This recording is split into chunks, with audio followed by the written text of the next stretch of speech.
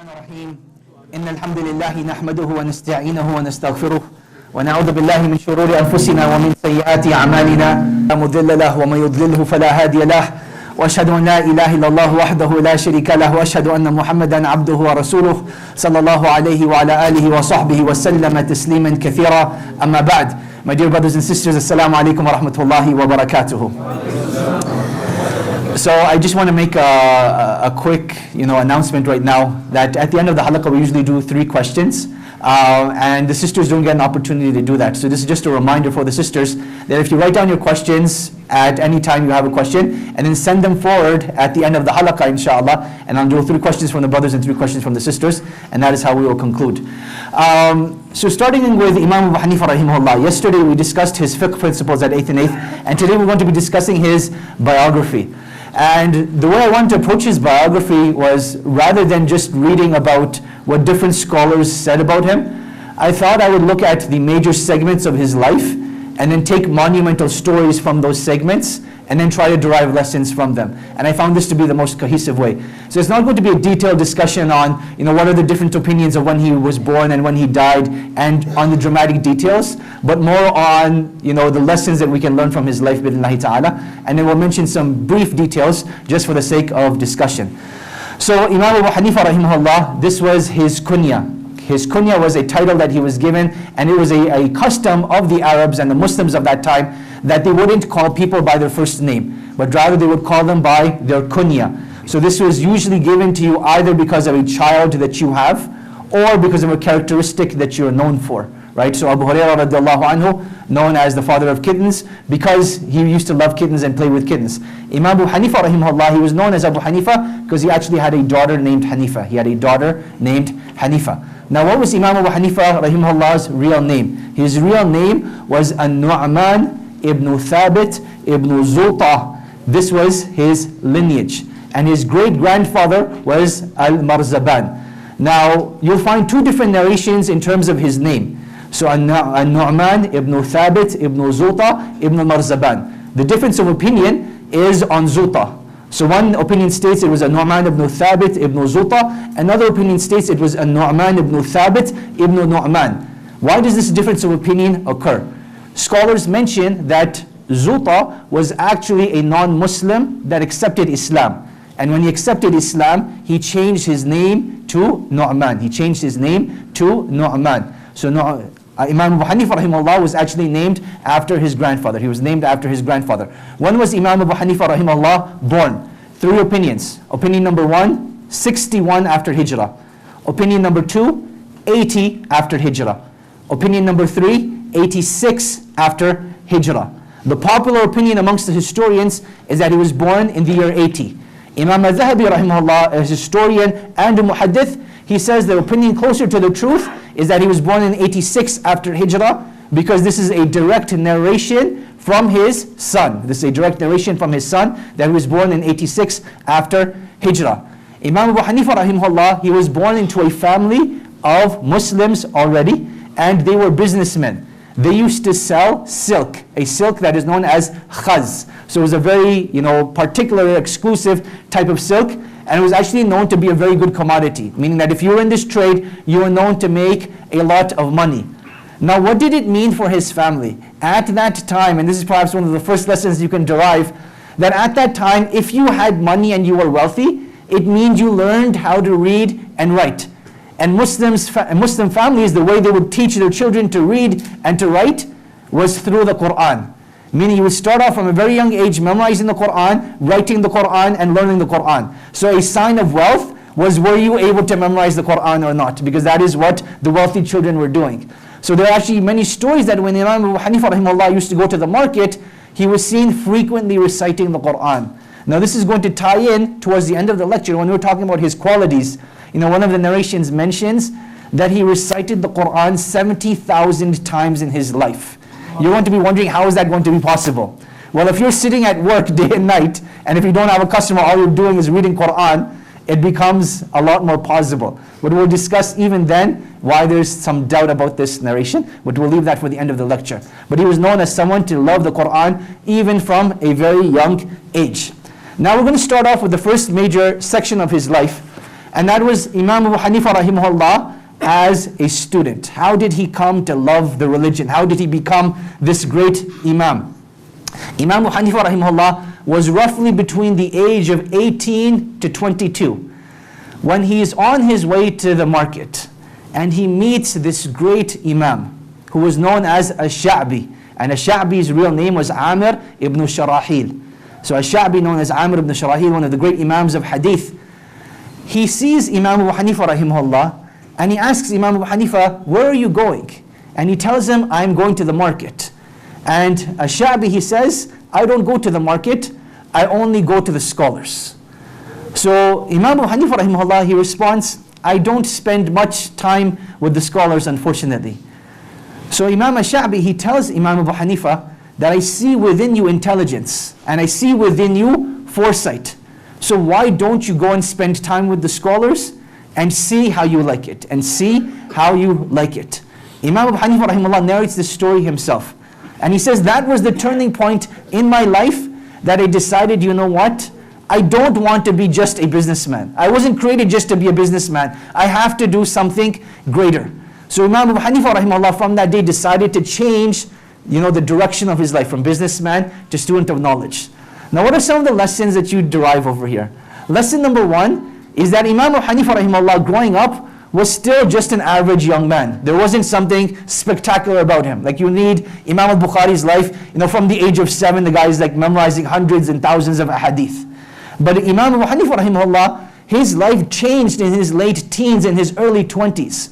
So it shows us that people have this conception that, the only way you can become a great scholar of Islam is if you memorize the Quran by the age of 3. But that's not the case. Imam Abu Hanifa rahimahullah shows us that you can learn Islam at any age. You can change the direction of your life at any time. And there's always hope and there's always room for that. Number 2 is never undermine the value of sincere and good advice. Right? We live in a day and age where people don't want to give advice and they don't want to hear advice. But I want you to think about this. Imagine there's like the Twilight Zone where you have alternate realities. If a Shabi doesn't give this advice to Imam Abu Hanifa, and Imam Abu Hanifa rahimahullah continues his line of business, imagine if the madhab just got wiped off the earth, right? What percentage of the Muslims attribute themselves to the Hanafi madhab? Close to 2/3 of the Muslim ummah is Hanafi, right? Directly or indirectly. That means, they're on some other madhab right now. So this is the impact of just one story, right? One piece of advice that was so solid, so sincere, that it changes the direction of humanity 1400 years later. And that's something we need to understand and appreciate, that number one, let us bring back the sunnah of giving good advice. You see potential in someone, encourage them, advise them to strive even better. You see someone doing something wrong, don't hesitate to tell them that you're doing something wrong. Right? I'll mention the story of something that happened to a friend of mine today. He's giving Jummah khutbah, and in this Jummah khutbah, an uncle is reading the magazine. Right? In the khutbah, he's reading the magazine. So I asked him, did you go and speak to the uncle after? And he's like, I didn't get a chance to. And in my mind, so many thoughts were going through my head at that time, that what if people looked at this uncle, a young kid sees him, and he says, this uncle is reading a magazine, why can't I just play a game on my phone? Why can't I text message? Why can't I do something else? And imagine like the negative legacy that's being left behind. So in these sort of things, someone may say, advise the uncle privately, take him to the side and tell him that he shouldn't be doing this. But in these sort of situations, you actually have to advise publicly, because the impact is public. So if someone advises you even publicly when you're doing something public, don't take it personally. This is the deen of Allah subhanahu wa ta'ala. It's not about our egos, it's not about our reputations. In fact, we only harm our egos and our reputations when someone advises us sincerely, but we refuse to listen. So if someone gives you sincere advice, put your ego aside. Put what people will think of you aside, and judge it, analyze it. Is it good, solid advice? If it is, accept it. If it isn't, ask them and propose to them, how about X, Y, and Z? But we should not live in a culture of, you can't judge me, or only God can judge me. Tupac made this statement so famous, and it's such a shaitani statement. People would not say, only God can judge me. They only say that when they know they're doing something wrong, right? Hashtag only God can judge me. You do that while you're doing something silly.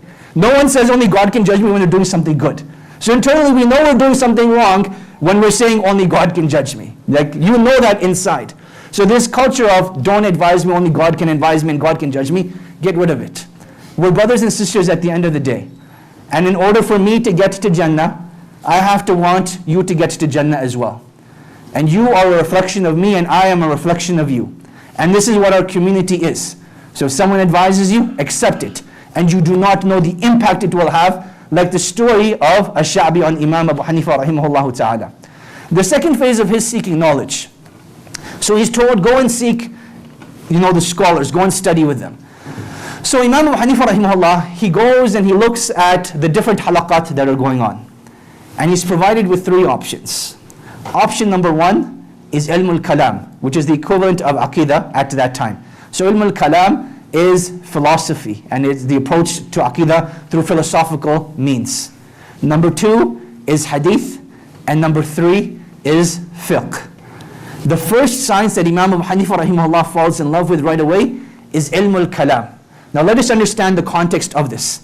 Him living in Kufa at that time, Kufa used to be, a Christian central at that time. There were Christian missionaries that used to come. So before his time, not in his time, but before his time, it was Christian missionary land. So lots of Christians used to come there. Likewise, Greek philosophers came as well, and they propagated there as well. Then Islam finally comes, and with that, various denominations and sects come as well. It is like the capital of the Khawarij, it is the capital of the Mu'tazila, it is soon to become the capital of the Shia. All of these things are happening at that time. So ilm al-kalam, a philosophical approach to aqidah, is like the main hot topic. And you'll notice that even on social media, when someone shares like a fiqh quote, how many people like it and share it? Not too many. Someone shares like a spiritual quote, you'll get more people that like it. But as soon as one scholar starts debating another, everyone's talking about it. Everyone's commenting, everyone has an opinion. And that's what ilm al-kalam was like. It was one scholar debating another, egos are there, intelligent arguments are brought back and forth, very appealing, very interesting. So this is what Imam Abu Hanifa rahimahullah was attracted to right away. But pretty soon he realizes that this isn't bringing me closer to Allah subhanahu wa ta'ala. But this foundation was so important for him, this is what made him intelligent. And as I mentioned yesterday, one of the unique qualities of Imam Abu Hanifa rahimahullah was his ability to hypothesize fiqh. Right? 30 to 60,000 issues he hypothesized in his life that didn't take place yet. Just so that when the time came, the ummah would have an answer to those questions. It came from his studying of ilm al-kalam. But he eventually abandoned it because he realized that there was no benefit in it as well. He tried the science of hadith, but in that too he found it was a very meticulous science, meaning very detailed, and didn't appeal to his heart. So he didn't criticize it like he criticized ilm al-kalam, but with hadith, it just didn't appeal to him. And then he finally finds the scholars of fiqh. And there's one particular scholar, Hammad ibn Abi Sulaiman. Hammad ibn Abi Sulaiman. And he was perhaps the greatest influencer of Imam Abu Hanifa rahimahullah. He says, as soon as I saw Hammad, I fell in love with his character before I fell in love with his fiqh. That he was such an easygoing guy, very supportive guy. Any problems I had, he would always love and care for me. And this is what attracted me to fiqh. And this shows us that in order to become a good teacher, in order to become a good leader, people will always be attracted to your character first before they are attracted to what you have to say. And that is how you win the hearts of other people. And I reflect over my own journey of the teachers in Medina that I'm still in touch with. It wasn't because they were the most knowledgeable. There were scholars that were much, much more knowledgeable than them. But what made my heart attached to them, until this day I still stay in touch with them, was the care, the genuine care that they showed me. That anytime I had a problem, anytime I didn't understand something, they would take me by the hand and help me understand. In fact, one of my teachers, he teaches hundreds of students every day. If I was ever absent from class, he would send another student to find out why I was absent.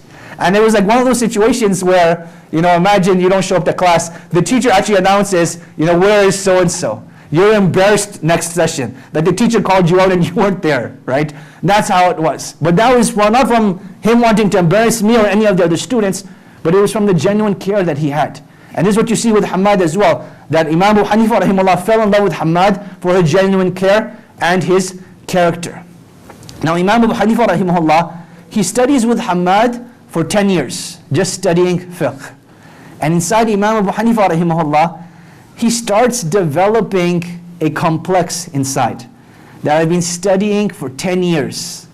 When is my opportunity to become a teacher ever going to come? Right? For 10 years, he's in his 30s right now, if not late 20s. He's like, I'm an old man now. When am I going to start teaching? When is my opportunity going to come? So inside of himself, he makes the intention that tonight I'm going to go and tell Hamad that I want to start up my own halaqah and I'm no longer going to study with him. And as soon as he arrives in the halaqah, and I want you to think about this, does he have the right intention? Should we make intentions to become teachers? Should we crave leadership to want to become in the public eye? Think about that for a second. At that night when he goes to approach Hamad, Hamad tells him that one of his relatives passed away in Basra and that he left behind an inheritance and Hamad is the only inheritor. So Hamad has to travel to Basra and there's no one to teach the halaqah. Can you teach the halaqah for me on that very night? What are the chances, subhanAllah? Right? So Imam Abu Hanifa rahimahullah, he taught the halaqah for the next couple of months. Hamad is nowhere to be seen. But what does Imam Abu Hanifa rahimahullah do? Does he just get on the chair and, okay folks, I'm taking over, this is my halaqah now, we're going to completely shuffle things up, completely change it over, I'm the man now, any questions you have, come to me? That's not how it worked. Imam Abu Hanifa rahimahullah, he was asked 60 questions during that time. And every time someone asked him a question, he would write down the question and write down the answer. Waiting for what? That when Hamad would come back, he would check with his teacher, was my answer right or was it wrong? And he says, when Hamad came back, I showed him my 60 answers, of which he agreed with me on 40, and he disagreed with me on 20. And at that time, I realized I still had so much more to learn. So I continued to stay with him, and I made the intention to stay with him till he died. And he stayed with him for another 8 years. So altogether, he was with him for 18 years. Now, just from that component, what are the lessons you derive?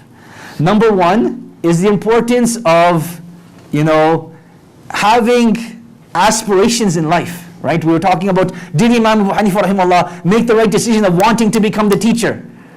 And the answer is, we're generally taught that Muslims shouldn't claim leadership, right? You shouldn't strive to become the leader.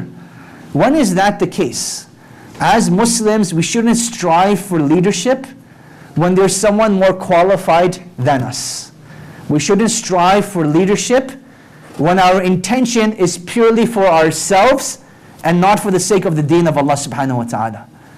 But Imam Abu Hanifa rahimahullah, when he's wanting the chair to teach, it's about his opportunity to teach the people. It's not about him being recognized as a scholar. And we see that by him checking his answers with his teacher. If it was purely about him, he could have said, forget Hamad, I'm the teacher now. Who cares what Hamad says? I don't need to check my answers. But it was about his opportunity to teach and his opportunity also to learn. So people have to be given opportunity, right? When there's potential, you need to give opportunity. And we notice that, subhanAllah, sometimes when your intention is right and you don't know how to approach that subject, Allah subhanahu wa ta'ala makes a way out for you. Like you can imagine what difficult conversation that would be with Imam Abu Hanifa and his teacher. He's like, Shaykh, I'm really sorry, but I want to start up my own halaqah. I hope you don't mind. It's going to be an awkward conversation. But when Allah subhanahu wa ta'ala sees sincerity and recognizes sincerity, He makes a way out. وَمَن يَتَّقِ اللَّهَ يَجْعَلْ لَهُ مَخْرَجًا. And whoever fears Allah, Allah will make a way out for him, saving him from that awkward conversation. Then number 3 is the importance of always checking your knowledge. Right? We live in such a dangerous age. And I'm going to come back to this. I mentioned it last week, the halal food group that I'm on on Facebook in Vancouver. Even just like 2 or 3 days ago, a sister posted, hey, by the way, I heard Doritos and Cheetos are haram. What do you guys think? And again, I wanted to just go in like guns blazing. What's wrong with you people? Why are you seeking fatwa from laymen on Facebook in a food group, right? This is not the place to ask your fiqh questions. But I don't want to start fitna. And 2, I've learned my lesson. There's no such thing as a productive debate on Facebook. People chime in and it's like a full-fledged war where there are allegiances and takfir is made and tabdi is made and no one wins and shaitan wins at the end of the day. But again, the point being, understanding that there's a place and a time to learn. And the place and time to learn is from the scholars, from your teachers, not just from any Joe Blow. Number two is that even as an old man, not as an old man, but not as a young man anymore, don't feel so confident that you know everything, right? There's always opportunity to learn, and there's always room for growth. So any opportunity you have to learn and grow, take advantage of that. And this is something I loved about the culture in Medina.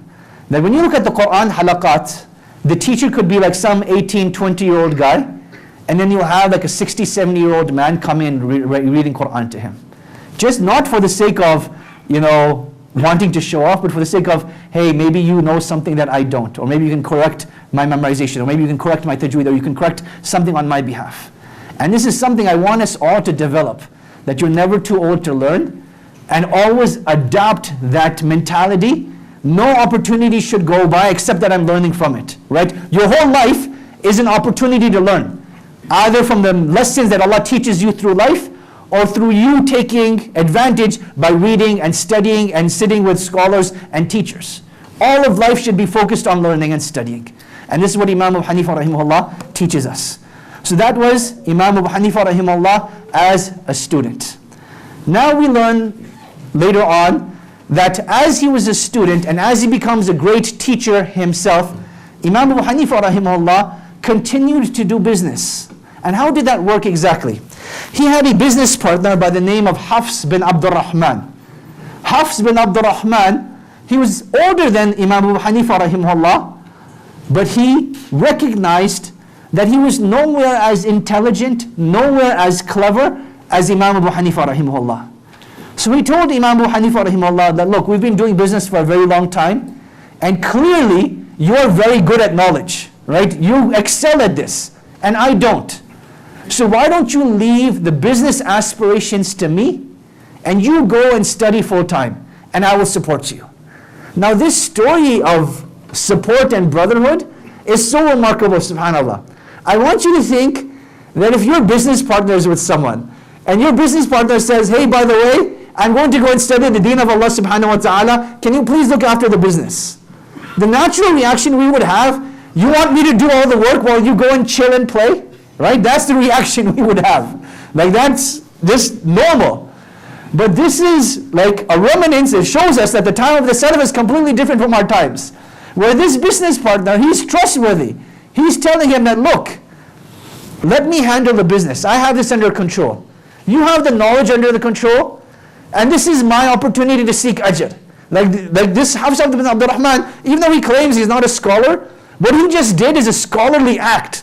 Because number one, he's taking care of his dunya. His business is under control. Number two is that he's giving Imam Abu Hanifa rahimahullah the opportunity to study, so he's getting ajr from that. Number three is that he's financially supporting Imam Abu Hanifa rahimahullah as well. This is like ajr upon ajr upon ajr. It's like success upon success upon success.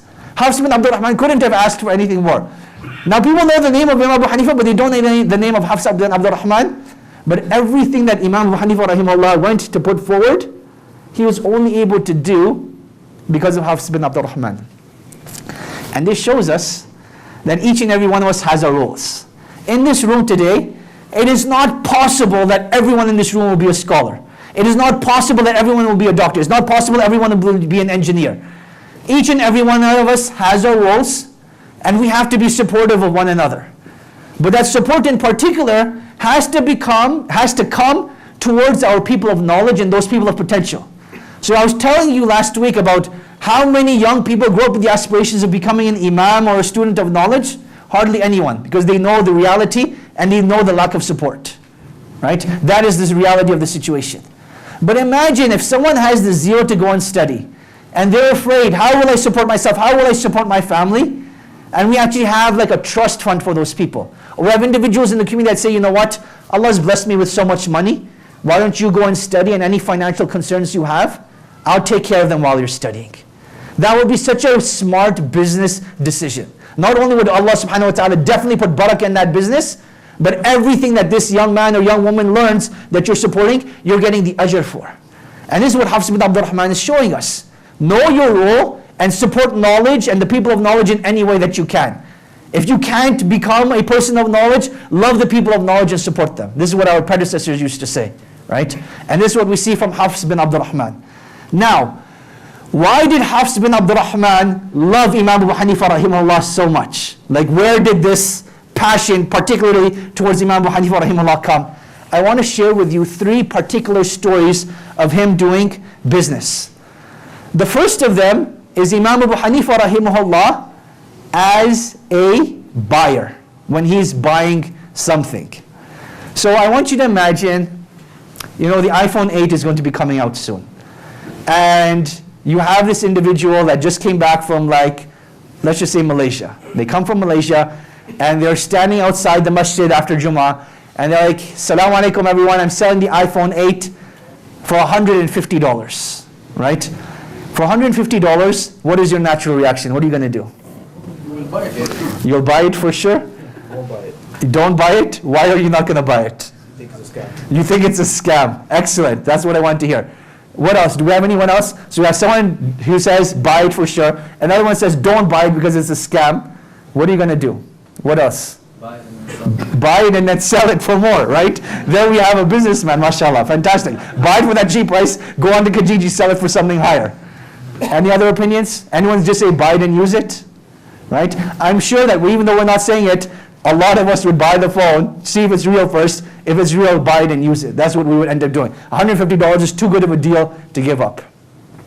Imam Abu Hanifa rahimahullah came across a woman that was selling a particular type of silk, very expensive. So he asks her, how much is this? She says it is 100 dirhams. He says that's too little, that it's worth much, much more. So she says, fine, I'll increase it by a bit. And Imam Abu Hanifa rahimahullah, he says that's still too little. Like, you're undervaluing your commodity so much. The woman becomes very offended. She's like, are you making fun of me? Like, do you think I not know how to run business? And Imam Abu Hanifa rahimahullah, he tells her, look, I'm not making fun of you, but this is my concern for you as a merchant and as a Muslim, that I don't want you to get ripped off. So if you don't believe me, why don't we get someone else to come and assess the value of this silk and let them suggest a price. So a person comes who values the silk and he says, this is at least worth 400 dirhams. Imam Abu Hanifa rahimahullah, he says, are you satisfied? And she says, I am shocked, I'm surprised, I didn't know this. Imam Abu Hanifa rahimahullah gave her 500 dirhams, took the silk and he walked away. And this shows us honesty in buying. Even this story is so perplexing. Like, if you look at the various answers we had, one's like, okay, maybe she's scamming him, the silk is fake. And then one's like, okay, buy it right away and sell it for something higher. But Imam Abu Hanifa rahimahullah, he's like, I want to give you your fair market price for this. I don't want you to be ripped off. Now, what does this remind me of? When I was very young, like perhaps, not very young, but like 13, 14 years old, I was attending a halaqah on brotherhood. And the person I was presenting, he was reading from the Tarikh of Ibn Khaldun, the Muqaddimah of Ibn Khaldun. And in this Muqaddimah, Ibn Khaldun starts talking about the breakdown of Andalus, that why did this great Muslim empire end up collapsing? And he says, what I noticed, the most drastic difference was in the market.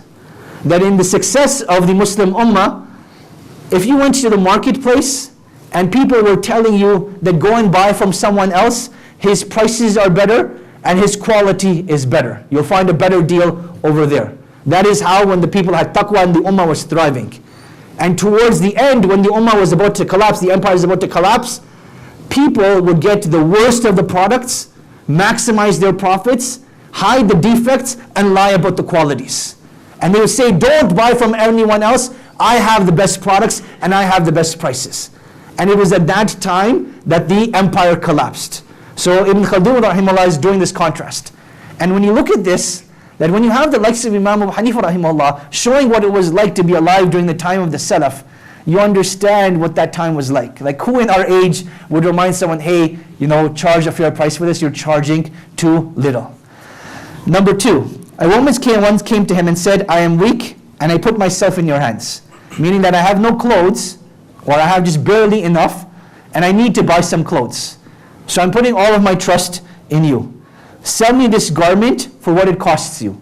So sell me this garment for cost price. And that's what she's asking Imam Abu Hanifa. He says, take it for 4 dirhams. She retorted, do not mock me, I am an old woman. That meaning, have some shame, have some respect. I'm older than you. Why are you making fun of me? He said, I bought 2 garments and sold one of them for the cost of both, less 4 dirhams. And thus I'm selling it to you for 4 dirhams. Meaning at that time, Imam Abu Hanifa rahimahullah, he had 2 garments, right? One of them he had already sold, and he had one left. So the price that he sold the first garment for was the price of both of them combined. Meaning he made a lot of profit on the first garment, so much so that all he had to do was sell the second garment for 4 dirhams, and he breaks even. And Imam Abu Hanifa rahimahullah, he could have said 5 dirhams, could have said 10 dirhams. But Imam Abu Hanifa rahimahullah had mercy on this elderly woman. She needed the garment. He didn't seek to take advantage of her. And at that time he sold it to her for 4 dirhams. And this is the second story. The third story is a very particular story. Imam Abu Hanifa rahimahullah, he had 3 students that excelled. He had Abu Yusuf, Muhammad ibn Hassan al-Shaybani, and Zafar ibn Hudayl. These are his 3 top students. Abu Yusuf rahimahullah, he was actually, the one that ends up becoming, Qadi al-Qudat, the judge of judges in his time. So he was just amazing, mashallah. Abu Yusuf, he was similar to Imam Abu Hanifa rahimahullah in the sense that he ended up finding Islam later on through the benevolence and kindness of Imam Abu Hanifa. But when Abu Yusuf wanted to study Islam, Abu Yusuf's parents were not happy. Right? They're like, we're poor people, we don't have enough money, and you want to go and study Islam, you're going to make us even more poor. So what did Imam Abu Hanifa rahimahullah do? Allah had blessed him with money. He says to Abu Yusuf that as long as you continue to study, I will continue to support you and your family. So he paid not only for the expenses of Abu Yusuf, but for the expenses of Abu Yusuf's whole household. And the parents of Abu Yusuf, they fell in love with Imam Abu Hanifa rahimahullah. They're like, who knew that Islam would bring so much honor and dignity to our household? And this is something, again, that a lot of parents, they have this fear that if my son or daughter seeks a path of religiosity and they end up becoming a student of knowledge or becoming an imam, becoming a sheikh, they're destined to be poor. And this is like something that, when I was deciding to go to Medina, this is like a concern my parents had as well. What are you going to do after? And this is where we often forget, this is the deen of Allah. And when you sacrifice anything for the sake of Allah, Allah will always take care of you. There has never been an instance in history, in humanity, that a person sincerely sacrifices something for the deen of Allah subhanahu wa ta'ala, except that Allah subhanahu wa ta'ala replaces it with something better. And that is the reality. So here Abu Yusuf, when he made that firm decision that I'm going to dedicate myself to studying the deen, Allah subhanahu wa ta'ala sent him Imam Abu Hanifa, a great teacher, as well as someone benevolent who used to support him and his family. And he did this for 10 years. For 10 years, just continued to support him. And I think to myself, subhanAllah, firstly we're thinking about finding someone to help the students of knowledge, have a trust fund, find rich people to support the students of knowledge. But imagine if we had this amazing opportunity where our imams, our scholars were financially literate, where Allah subhanahu wa ta'ala blessed them with money so that they could support their own students. Because this story with Abu Yusuf, you find out much later on after the death of Imam Abu Hanifa, that it didn't just happen to Abu Yusuf. In fact, the vast majority of students that Imam Abu Hanifa had, rahimahullah, he was financially supporting them. That don't work, don't worry about being distracted, I will take care of you. And this again, Hafs bin Abdul Rahman, then you have Abu Hanifa rahimahullah, that Abu Yusuf, Muhammad ibn Hassan, Zafar bin Hudayl, every great other Hanafi alim that came after is indebted to this, that Imam Abu Hanifa rahimahullah not only taught them, but financially supported them as well. And what I want to emphasize over here is broadening your scope of ajr. When we think about ajr, let's fast, let's read Quran, let's pray. Have intelligent, faith-based investments. Intelligent, faith-based investments, investing in human beings that show potential, and just take them as far as you can. Mentor them as much as you can, financially support them as much as you can, fulfill their potential. When they achieve it, not only are you getting the ajr, but you get to see the fruits of it. Right? Imam Abu Hanifa rahimahullah, he gets to see the fruits of his labor with his students. So now let's move on to the third stage of Imam Abu Hanifa's life. And that was his interaction with political parties. Interaction with political parties. So for the vast majority of Imam Abu Hanifa's life, it was during the Umayyad dynasty. It was mentioned around 52 years of the Umayyad dynasty he lived.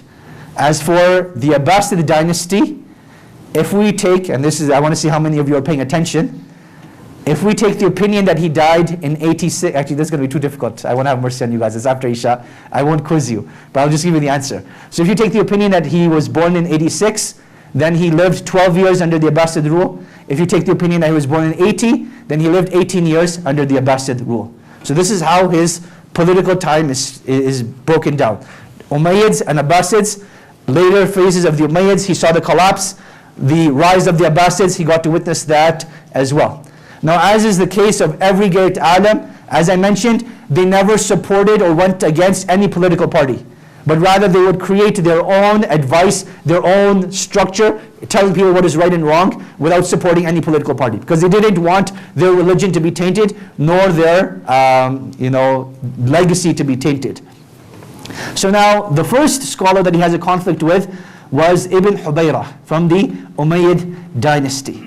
And I want to show you this man's intelligence. Honestly, this man is so intelligent, rahimahullah ta'ala. Ibn Hubayra, he comes and he says, invite all of the scholars of Kufa. So all of the scholars of Kufa. And two other huge scholars are there, Ibn Abi Layla and Ibn Shubruma. These are two big scholars, contemporaries of Imam Abu Hanifa, but only the people of knowledge will know who they are. But again, contemporaries, big scholars. He says, all of you are now officially hired by the state, and I want you all to become judges and to issue fatwa. And before any judgment is decreed, Imam Abu Hanifa rahimahullah is going to put the seal of approval. Imam Abu Hanifa rahimahullah, he says, no, I'm not doing this. Because again, he didn't want to be directly tied to politics. It would taint his legacy. So what do you think Imam Abu Hanifa rahimahullah did to get out of it? He says, I am not qualified. He says, I am not qualified. What does the Khalifa respond? Or not the Khalifa, the governor of Kufa respond? He says, you are a liar. He says, I have won, because either I am a liar and I would disqualify me from being a judge, or what I've said is the truth, and then you would agree that I'm not qualified and therefore I can't become the judge. What does the governor do? Straight to jail. It's like Monopoly. Go straight to jail, you're not coming out. And that's what ended up happening. And Imam Abu Hanifa rahimahullah spent a long period of time in prison until someone finally came and interceded and said, look, Imam Abu Hanifa rahimahullah, he's a very nice man. We know nothing but khair for him. Why don't you let him out of prison on the condition that he doesn't stay in Kufa? He thinks about it for a bit and he says, fine, we'll do that. Imam Abu Hanifa rahimahullah has to leave. Is this a good thing or a bad thing? A bad thing? It's a good thing. It's a good thing? Well, let's look at what happened. Remember the hadith of the Prophet ﷺ? He says, everything that befalls a believer is good. If bad befalls him, he is patient and this is good for him. And if good befalls him, he says, Alhamdulillah, and this is good for him. Imam Abu Hanifa rahimahullah, when he's in prison, he's giving da'wah to the people. And the prisoners are becoming ulama. That's what's happening in prison. He gets out of prison, but he's exiled from his community. He gets sent, where does he decide to go? He decides to go to Mecca. And when he goes to Mecca, he ends up spending 6 years there. And in these 6 years, he ends up, in his own words, he said, I learned the school of Ali radiallahu anh, I learned the school of Umar radiallahu anh, I learned the school of Ibn Abbas, and I learned the school of Ibn Mas'ud. So when he decided to go to Mecca, now he's much, much older in age, right? He's still continuing to learn. But had he stayed in Kufa, he wouldn't have been able to develop his fiqh even further, to learn from the fiqh of these great four Sahaba. Obviously, he didn't meet these four Sahaba themselves, but from their students, he got to learn of what their opinions were. And that is why a lot of the times when you see the fiqh of Imam Abu Hanifa rahimahullah, which two great Sahabas is it based upon? The fiqh of Ali radiallahu anhu and the fiqh of Ibn Mas'ud. And occasionally you'll get Ibn Abbas radiallahu anhu. Occasionally. But a lot of it, Ibn Mas'ud and Ali radiallahu anhu, that was a result of him going to Mecca. Now, something that I want to comment over here, when we talk about the Salaf, you have three main stages. You have the Sahaba, you have the Tabi'een, and you have the Atba' Tabi'een. So the first generation is the Sahaba, contemporaries of the Prophet Muhammad sallallahu alaihi wasallam. The Tabi'een, they are the students of the Sahaba. And the Atba' Tabi'een, they are the students of the Tabi'een. Okay? Imam Abu Hanifa rahimahullah, he was alive during the time of several Sahaba. Anas ibn Malik radiallahu anhu was still alive at that time. Right? Abu Tufail Amir ibn Wathila ad-Dawsi, the last Sahabi to die, he was alive during that time. But Imam Abu Hanifa rahimahullah, while he lived in their age, he didn't actually get to meet them. And that is why he's considered from the Atba' Tabi'een. That is why he's considered from the Atba' Tabi'een. A second point I forgot to mention over here. His father, Thabit, he actually met Ali radiallahu anhu. And Imam Abu Hanifa's grandson, he mentions a story that Thabit met Ali radiallahu anhu, and Ali radiallahu anhu made dua. He said, may Allah bless you and your progeny. And he presumed that the dua of Ali radiallahu anhu was answered with Imam Abu Hanifa rahimahullah. That the dua for barakah came through with the dua of Imam Abu Hanifa rahimahullah ta'ala. So that is his first incident. Now, things finally sort of calmed down. The Umayyad dynasty is out of power. Imam Abu Hanifa rahimahullah decides to come back to Kufa.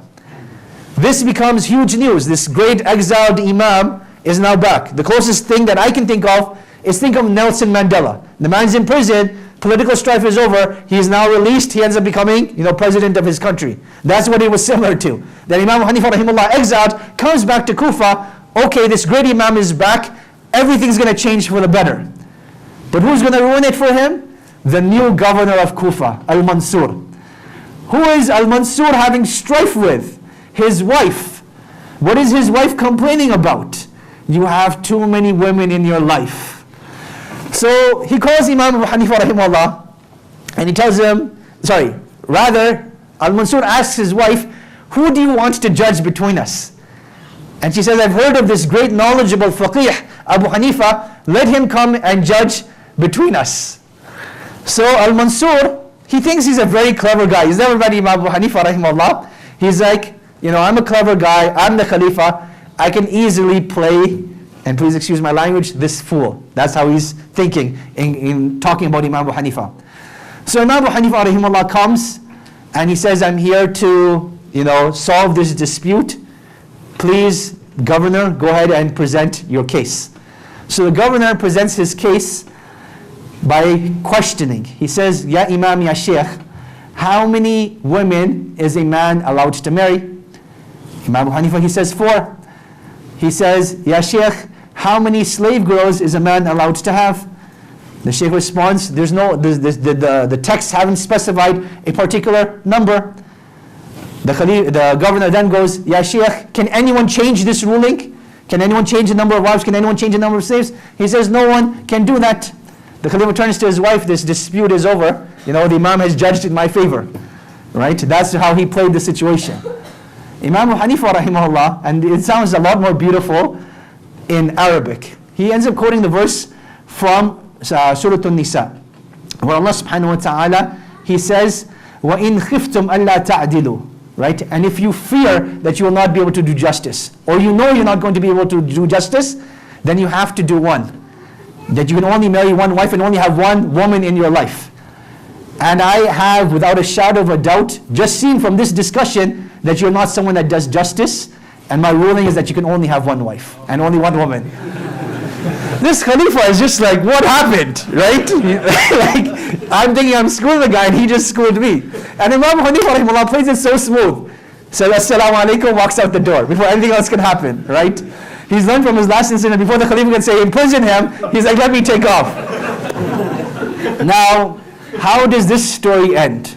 Well, the wife of Al-Mansur, she sends a large tray of gold. She sends him, a riding beast, and she sent him something else. I can't remember what the third thing was. But she sends him these 3 things. He tells the messenger that, please convey my salam to her, and let her know that I cannot accept this gift, for it would tarnish my deen. It would tarnish my reputation. And this is after he's already issued the verdict. Meaning it's not that he issued the verdict because he knew he was going to get this. After he's issued it, he realizes that, look, there's only a certain type of gift from whom you can accept and when you can accept. And I can't accept this. And this teaches us so much fiqh, that people need to be smart. If someone is giving you a gift, particularly in political power, question that. Why is this person giving me a gift? How is this going to affect my reputation? And not every gift is worth accepting, right? So always be cautious of that. Now, this is how the story with Al-Mansur starts off. So very bad beginning to this relationship, and the ending was actually much, much worse. That later on, again, Al-Mansur, the way he politically portrays himself, he claims to be a leader of the people. He claims to be a leader of Allah subhanahu wa ta'ala and His Sunnah and His Prophet Muhammad sallallahu alaihi wasallam, abiding by the Quran and the Sunnah. So again, now it comes time to appoint, the chief judge. There's no one more qualified than Imam Abu Hanifa rahimahullah. So again, he summons Imam Abu Hanifa rahimahullah, and he tells him, look, whether you like it or not, I'm going to make you the judge. Like there's nothing you can do about it. Like no discussion. Imam Abu Hanifa rahimahullah, he refused. He's like, look, there's nothing that you can do that will make me want to become judge. And he says, Wallahi, I will not become the judge. Al-Mansur responds, Wallahi, you will become the judge. A clash of ego. Well, not egos, but from Mansur's side, it became an ego. And from Imam Abu Hanifa's side, a clash of piety, because he didn't want to do this. So the Khalifa, he imprisons him, and he orders him lashes. 10 lashes every day. And after the 11 days are over, like for 11 days of continuous lashing, the person that's whipping him is like, I felt ashamed that this is the Imam, this is the Sheikh that I'm whipping, and what type of human being am I? So he actually tells the Khalifa, I can't do this anymore, you have to find someone else to do this. And at that time, the Khalifa is like, you know what, let him be. And I want to pause over here just for a moment. I want to read something to you from Imam Ahmad rahimahullah ta'ala.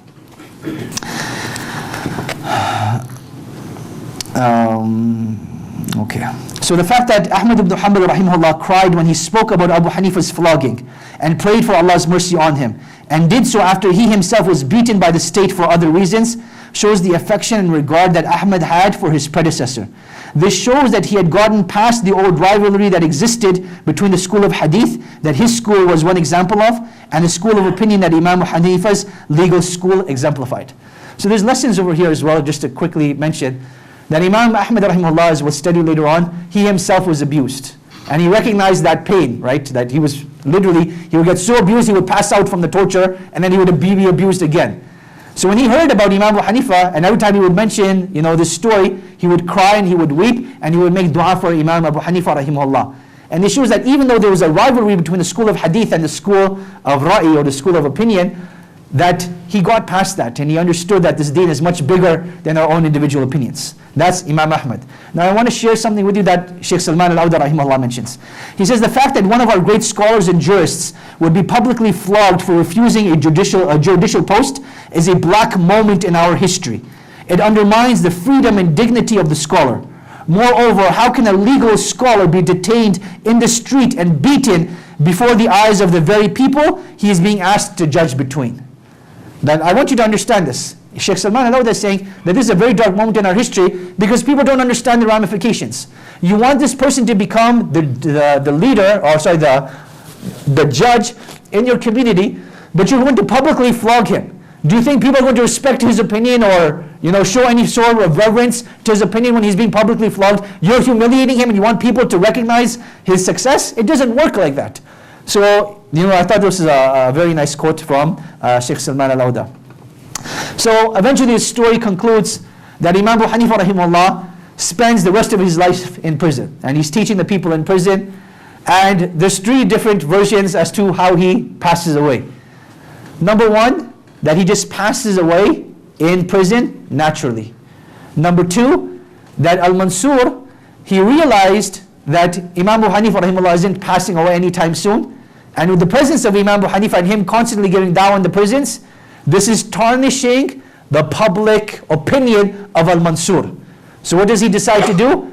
let me poison Imam Abu Hanifa rahimahullah ta'ala and just kill him off quickly so that the damage can be under control. Opinion number 3 is that Imam Abu Hanifa rahimahullah was eventually released and he ends up dying at home.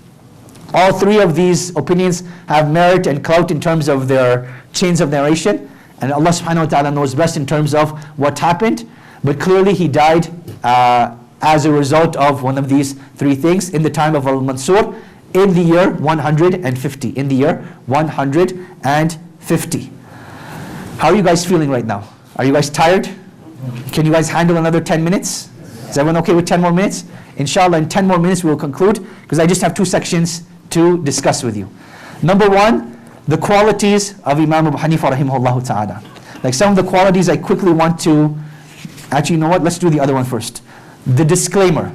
And the disclaimer is the extreme praise and criticism that we find about Imam Abu Hanifa rahimahullah ta'ala. Right? So in terms of the criticism, you find many criticisms that Imam Abu Hanifa rahimahullah had. Number 1 is his overuse of qiyas. We discussed this yesterday in class, but this has no merit to it. It's just that Imam Abu Hanifa rahimahullah, he relied upon the Quran and the Sunnah, but his conditions for accepting the Sunnah were so strict in terms of wanting to protect his religion, he had to resort to a lot of use of qiyas. Number 2 is his limited knowledge of hadith. And in fact, what was his station in hadith? Al-Bukhari and Muslim considered Imam Abu Hanifa rahimahullah to be a weak narrator in hadith. But understand that this does not mean much. This does not mean much. Why? Because even most of the major reciters, right, the different qira'at, the imams of those qira'at are considered weak according to Bukhari and Muslim. So just because someone is considered weak, it doesn't mean it tarnishes your reputation. But in defense of this, Ali ibn al-Madini, Yahya ibn al-Ma'in, they used to consider Imam Abu Hanifa rahimahullah an authentic narrator. Number 3, in terms of the number of hadith that Imam Abu Hanifa rahimahullah reported, you'll find some reports that say he only narrated or he only knew 17 hadith. This is preposterous, absolutely preposterous. How could a person be an Imam of Islam and only know 17 hadith? Like I said, when we studied this yesterday, he had a musnad that roughly has about 215 hadith. Later on it had 300 or even more than that. But he knew at least 200 hadith that he used as evidence. What was beyond that, Allah subhanahu wa ta'ala knows best. But as evidence, we have roughly around 215. So the fact that he only knew like a limited amount is not something to dispraise with. We discussed this yesterday. Number 1, he lived before the time of evolution of hadith. Muwatta of Imam Malik didn't happen, Sahih Bukhari, Sahih Muslim didn't happen. They weren't compiled anywhere. He lived before that time. So he couldn't be responsible. Number 2, his specialization is in fiqh. It's not in hadith. Right? So Imam al-Dhahabi rahimahullah actually defends him against this, saying that a man who is not specialized in this, why are you criticizing him for it? You can't criticize someone just because he's not specialized in the field that you want him to be specialized in. Number 3, they accused him of irja. Irja is a theological deviance, where its most basic understanding is actions are not a part of Iman. I'm not going to go into the details of it. This is something that he's accused of. Imam Ibn Abdul Barr, the great Maliki scholar, comes 200 and some odd years after Imam Abu Hanifa. He says this is something that Imam Abu Hanifa rahimahullah may have had in his early stages when he's studying Ilm al-Kalam. But it was something that he retracted later on in his life, and his protagonists only mention it as a way of disparaging him. Meaning that they try to make it as if it's something current, that this is something that he died upon. But in reality, this is something that he repented from and that he had left. And this is something that he is free from. These are his criticisms. Now, he also has extreme praises. He also has extreme praises, which I want to share with you. There's 2 incidents over here. Number 1, and I'll just read from the statements of Sheikh Salman al-Awda. He says, I'm a bit hesitant about another claim made by al-Balkhi, where he said, it is known that Imam Abu Hanifa rahimahullah for 40 straight years offered the Fajr Salah in the morning with the same wudu that he made for Isha at night. 40 consecutive years he prayed Fajr with the wudu that he made Isha. This is the first part. He would recite the Quran completely in a single rak'ah, and his weeping at night would be heard by his neighbors who used to feel sorry for what they thought was his distress. It is also known that in the place where he passed away, he had read the Quran 70,000 times. So this is the statement of Al-Balkhi. Again, from a hadith perspective, Al-Balkhi is weak, right? We don't accept his narrations. And Shaykh Salman Al-Awda rahimahullah is saying that this narration of Imam Abu Hanifa rahimahullah praying with the wudu of Isha till Fajr, it still exists till this time, right? I don't know if I should mention this, but there's a very famous book that people from the subcontinent use that heavily advocates this, that he prayed with the wudu of Isha all the way till Fajr. And they even exaggerate even more, that when people used to make wudu and the water used to fall off them, Imam Abu Hanifa rahimahullah was able to tell which of their sins were being forgiven. Like complete ridiculous exaggeration, right? Stupidity. So that is the first part. The second narration, he says, and I feel the same about the following claim made by one of Abu Hanifa's sons. When my father died, we asked Al-Hasan ibn Ummara to undertake the washing of his body. He agreed. And while he was washing him, he said, may Allah have mercy on you and may He forgive you. You fasted for 30 years straight, and you did not lay down at night to sleep for the past 40 years. You have set a difficult example for those who came after you and have put the Quran reciters to shame. So Shaykh Salman, he comments on this now saying, these two claims contain a good bit of exaggeration. Islam does not teach us to stay up throughout the night. Allah instructed the Prophet ﷺ saying, stand in prayer at night except for a little bit, half of it or a little more or a little less, and recite the Quran in clear measured tones. The Prophet ﷺ would observe for part of the night and he would sleep for another portion of it. This is what his companions said about him, including Ibn Abbas, Hudayfa and Aisha. Then he comments that if someone wanted to read the Quran 70,000 times and he continued to do this, how long would he need to do this just in a continuous state? Roughly around 200 years. So it's not physically possible that Imam Abu Hanifa rahimahullah could have done this. But he says there are other narrations that mention that he recited the Quran 7,000 times. And from the stories that we know about Imam Abu Hanifa, this is something that was very doable due to him loving the Quran even before he became a student of knowledge. So 7,000 times is more realistic, and this is a huge achievement. Now, two things that I want to conclude with after we've given that disclaimer that obviously there's exaggeration on both sides, and what both parties say about Imam Abu Hanifa rahimahullah does not affect him. Imam Abu Hanifa rahimahullah has reached such a great station of imamah that any form of criticism or exaggerated praise does not affect his station as an imam. Now what I want to conclude with was one beautiful statement of two other great imams about him. And this is about how Imam Abu Hanifa rahimahullah used his tongue. So we mentioned that Imam Abu Hanifa rahimahullah came under constant criticism. So who's making this statement?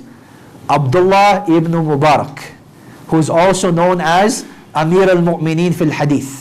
Like he's such a high level caliber of a scholar.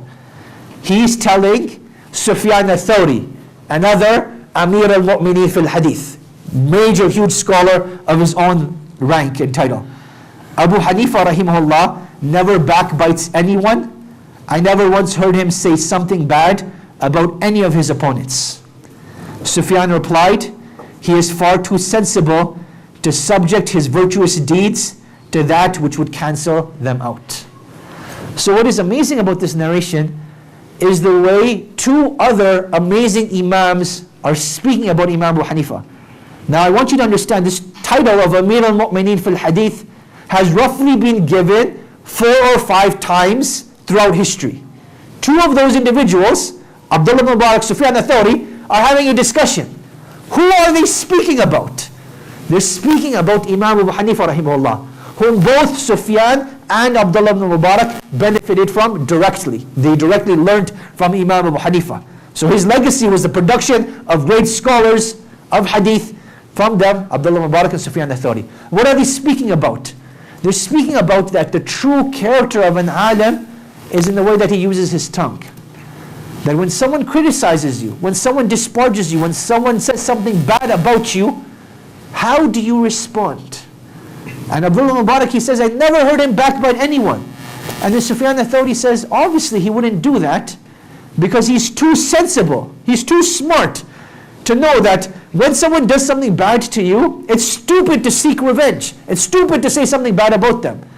Because the very good deeds you're striving so hard to earn, you're giving them away for free without changing the reality.